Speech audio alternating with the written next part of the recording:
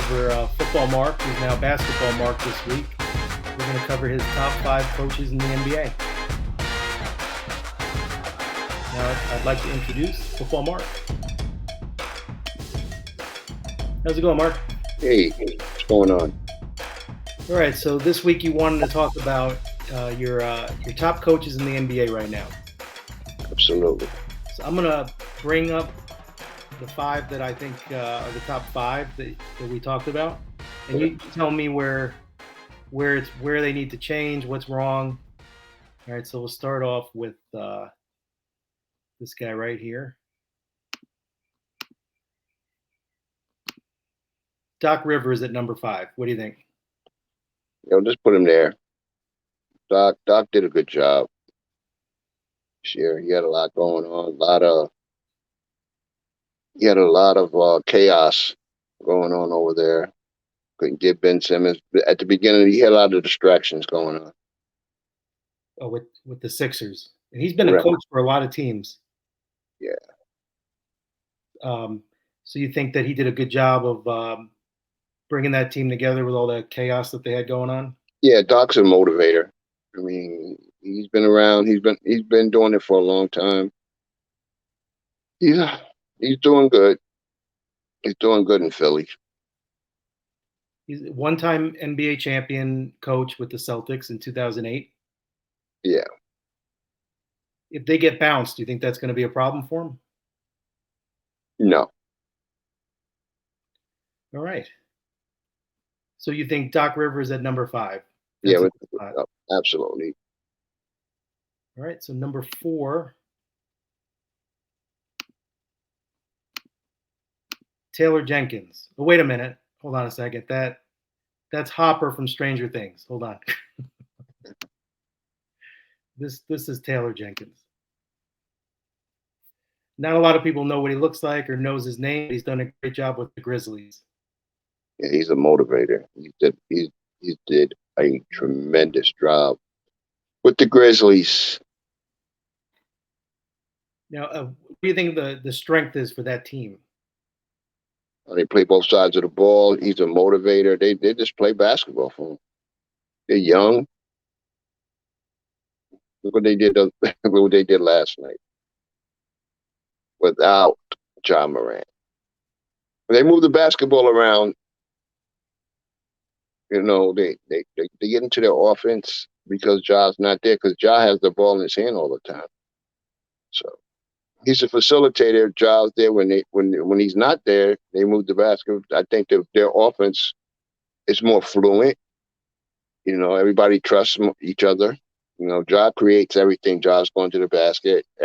The first option is Ja Morant when he's there, but when he's not there, they play basketball, team basketball, straight up team basketball, both sides of the floor. You think they can pull out the series? I don't know about that. They got a good chance. They got a good chance. Basketball on any given night, they can win. If Golden State is lackadaisical, they come out passive, they're going to get beat. Memphis is one of the smallest markets in all of sports. Do you think Ja Morant is going to want to stay there long term? I'm not sure. Right now, he just needs to focus. He's a young kid right now, so he's winning back. He's winning there because he's got a good system that he's in. I think he needs to stick around. Let him get acclimated in the NBA. Let's see where it takes him. If you win a championship, if it's not broken, don't. If it's not broken, just stay where you need to stay. Yeah, I mean, but we saw that with what's his name in Toronto, where he won one there and then left. Leonard, Kawhi. Well, he can do that. He's that good. Yeah. I feel like the Knicks are already sitting back trying to figure out how they can get Ja Morant. Yeah, that would be nice. They've had no luck. It seems like every time one of these generational talents comes out, when the Knicks have a high pick, they never get them. The lotto never seems to go their way. They're cursed. Yeah, it seems that way. The 90s, the Knicks were always up there with Ewing and and John Starks. I mean, they were always competitive. Yeah. They had 1 year. I think they made the playoffs last year, or the year before. Hmm. But besides that, they really have been. And they got a good coach. Yeah, Tibbs is doing his thing out there. I mean, at the end of the day, I don't know. I wouldn't want to play in New York. I wouldn't yeah. want to play for. I wouldn't want to play for that owner. Oh yeah. I wouldn't want to. So you said you wouldn't want to play for the Knicks. No, I wouldn't. All right, number 3. So number 3, we have Mike Budenholzer, the coach of the Milwaukee Bucks, won the championship last year. Yeah, tremendous job. Look what he's doing out there. You know, he's got a great talent. He he's just blending everybody. He's blending all these guys together, making them play basketball. Yeah. You got the Greek Freak is like the best player in the NBA now, hands down, a dominant force. And you know, I'm looking at how he's how he's coaching, like on both sides. Like he's getting these guys to play defense. Drew Holiday's playing really good basketball. Yeah. He's got he's got his role players playing really good. Look at Portis. Look at Bobby Portis. Like he found a home. Oh yeah. That team has really come together. Yeah, Bobby Portis is like the key. Like he's going to be the key. Where do you see the Bucks with the top teams of the last 10 to 10, 20 years? Where do you see that championship team, comparing to some of these other championship teams we've seen? The Bucks from last year they're really good. You know, I mean, this year they lost a couple of guys, PJ Tucker. They lost a lot of good defensive players. Not a lot, but a few players there. So I don't know. Like I think they're gonna come out of the East. I think my personal opinion. I think they're gonna be able to beat the Heat. You've been on their bandwagon from day one. Yeah. I just like the intensity. I just like the way they play basketball. I like the way they're coached. I think that like I think that when I watch them, I think that they've been there, they experienced. They just and when it comes to clutch time, they just come out on top. So when the playoffs started, the Suns were the favorite. Do you think the Warriors have passed them? No, You still see the Suns as the yeah, favorite. yeah. The Suns are going to get them. My opinion. It's what I see. My assessment. Well, that's what we're here for. Your assessment, not mine. Yeah, I well, don't know what the hell I'm talking about with well, basketball. it's just what I see. You know, what I mean, it's just what I see. It's just what I see. The Suns, with the way they play basketball, I think they're the best team in the NBA right now. So speaking of the Suns, actually, number 2, we have Monty Williams. There he is. Monty's number one, though. You got him at 2, but he should be number 1. All right, so that one I have in the wrong order then. Yeah. So you would put Monty number 1. No. Well, Monty is actually the 2022 Coach of the Year. Yeah, I would put him. I'll put him number 1. I would have Bud at 2, Spoelstra at 3. Spoelstra, okay. Yeah. Spoelstra, yeah, we didn't have him. Kerr at 4. Kerr at 4. Kerr at 4. Well, maybe Kerr 3 and Spoelstra 4. So what do you think? Why would you put Monty over Kerr for this year? He's done a better job. He's last 2 years. He's been, he's taken Chris Paul and implemented him in his system, and he's got championship caliber there. Yeah, because before he got there, they were not winning. Yeah, he's got some guys. He's taken some average players. He's made those guys better. Well, because number 1 we had this guy right here. Yeah. Steve Kerr. Yeah. There he is. Yeah, Steve Kerr. Yeah, we're talking about this year. If we're talking long term, like overall, you got to give Steve Kerr as the number one coach in the NBA. But this year, I'm going to go with Monty. Okay. All right. So for this year, you'd go Monty. Monty. But if we're talking more than this year, does Kerr jump Monty? Yeah, Yeah, absolutely. got it. Yeah. Yeah. All right. Well, then we had our honorable mention was Coach Spo. No, he's a guy. If anybody would be honorable mention, would be Doc Rivers. So you would drop Doc to off the list. He'd be honorable Yeah, mention. yeah, absolutely. And we put Coach Spo goes up to number 4. Correct. All right. Now, why would you? Well, let me say first, Coach Spo has 2 championships in 2012 and 2013 with the Miami Heat, and then they've rebuilt, and then they went back to the championship again. Yes. Is that why you would put him up there? Yeah, I think he's done a better job than Doc. Doc did an okay job this year. Spoelstra, he's a player developer. Yeah, the Heat are they seem to be the New England Patriots of the NBA. Yeah, They but just they don't think have they're the done. championships. I would say that the Golden State Warriors would be the New England Patriots. Yeah, You know, he doesn't have the championships like Kerr does. that's true. Well, if you really want to look at it, we would say Popovich is the Patriots because what's going on now. They're not winning championships, and the Patriots not winning championships. You know, Duncan's gone, Tom Brady's gone. You know, so So that's like a great comparison. Like, so where do you have Popovich? I would Right. say Pop is a great coach. You know what I mean? One of the greatest ever. But you know, he's doesn't have the caliber of guys that he's not. You can't be competitive if you don't have the players. So Yeah, he's the all-time NBA winningest coach. yeah, absolutely. So if we're talking all-time, Hey, he's a great one. yeah.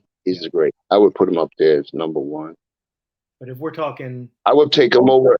Take him over Phil Jackson. really, Yeah, Phil. I would have Phil at 2. Phil's done some good things. I mean, he's shit. He did. his years with the Knicks that hurt him. Well, he can't. I mean, he was a terrible general, but whatever he was out there, general manager, president, whatever he was doing, didn't do a good job. He drafted horrible. Yeah. Phil Yeah, Jackson. Popovich has been a great coach and a great GM. Yeah, well, he did coach out there. Didn't he coach the Knicks for a minute? He couldn't get along with. Yeah, he did. He couldn't get Yeah, along with. he Couldn't did. get along with Carmelo. He was horrible out there. Yeah, it didn't go well. No, Again, the Knicks, he said they're cursed. yeah, he was. Yeah, he destroyed. He came out. He destroyed them. He destroyed the organization. All right, so take Pop off of there. All right. All right. So to wrap up the show here, we're getting into the thick of the NBA playoffs. Any surprises? Anything shock you? He had a loss last night. That was horrible with the Golden State Warriors. Well, they Oh, laid down. that was bad. Yeah, and They that's not a lost good by look for 30. Mike Brown. For him getting ready to look for Mike Brown getting ready to go coach Sacramento Kings. Yeah. Yeah, you know, Mike been around a while, and he's had coaching jobs before, and he didn't do well. You know, so I mean, he had the Lakers at one time. Sacramento has the Kings have the longest streak of not making the playoffs. I think they're up to 16 years. And I think it's the longest streak in all of the 4 professional sports. It's rough. I mean, those years with Chris Webber, they got robbed by that ref, and ever since then, nothing. Same thing with the Orioles in baseball. The Kings and the Orioles had some years there where they were good, and then they've never been good again. Just fell apart. That's what I'm saying about the Heat.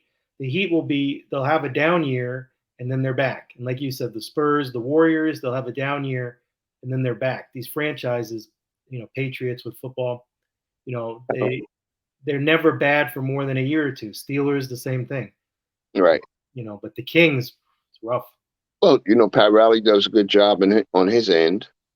They just got a good. The organization is a really good organization. What they got going on over there, what they got going on in Miami. Jimmy Butler was a great fit for them. Great leader. Yeah, he's Did you see his interview? They got Laurie there. They got some veterans and they got some young players. It's a good combination. And Spo knows how to put a system. He's got a system that's working. They play defense. They play offense. I'm surprised that he's not playing Duncan Robinson more than what he's playing him. But there's a reason why, and I'm not going to question. He's won some championships, but hopefully, I'd like to see him back in that rotation. Did you see Butler's interview the other night where he said, "I guarantee if we play defense, we'll win." Yeah, that's what they do. Yep. Defense win championships. Hell yeah, it does.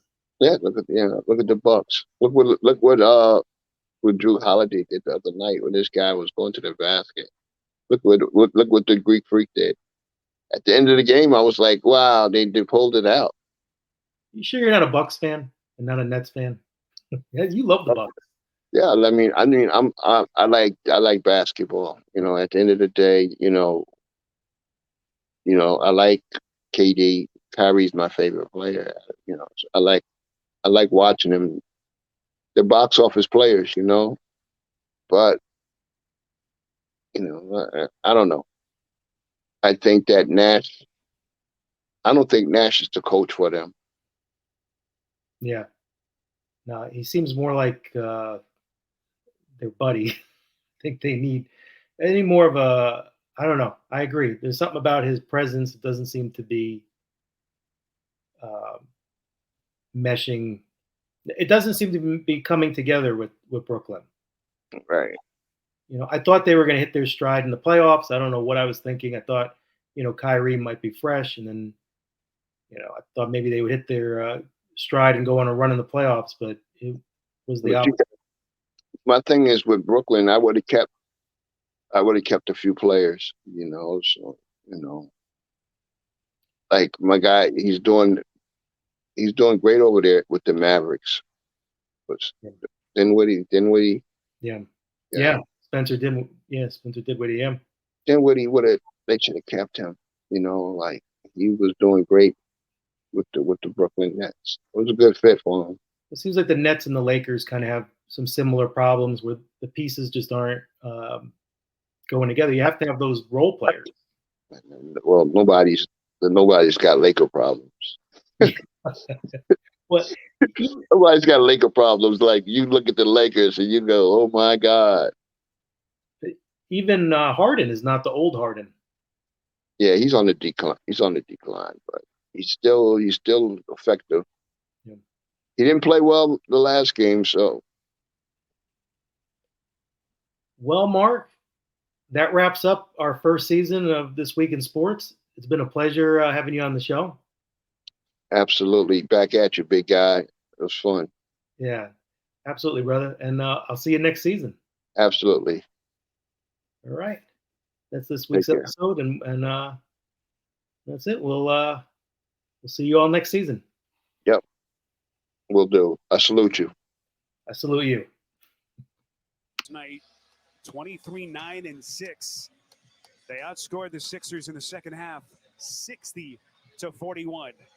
And Jimmy Buckets now standing by with Chris. Jimmy, big win tonight. Tell me about the mentality and the focus of this team coming into tonight's game, knowing how crucial it was. I mean, we did what we were supposed to do once again. We won at home. We're a different team whenever we make shots, and I don't like that. I want us to be able to get stops no matter what, and then we worry about making shots. Right now, we cool. Leave me alone. PJ Tucker has 7 assists right here. Hey, look at PJ in there real quick. PJ, I'm talking about the mentality of this team, the makeup of this team. I've talked to guys over there. They talk about your relentless aggression, offensive boards, being somebody that's just physical. What does it take to be a competitor like yourself and play the way you do? Man, I'm just lucky to play with guys like Jimmy, man. You know, I learned everything I learned from him, man. You know, I'm paying spine, so he bought me a new car. And we play hard together, man. So, you know, I just match his energy, man. That's all. We just match each other's energy. Game 6 Thursday. What is it going to take?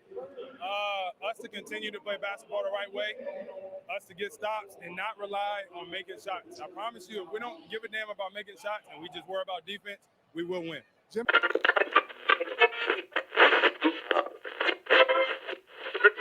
see it.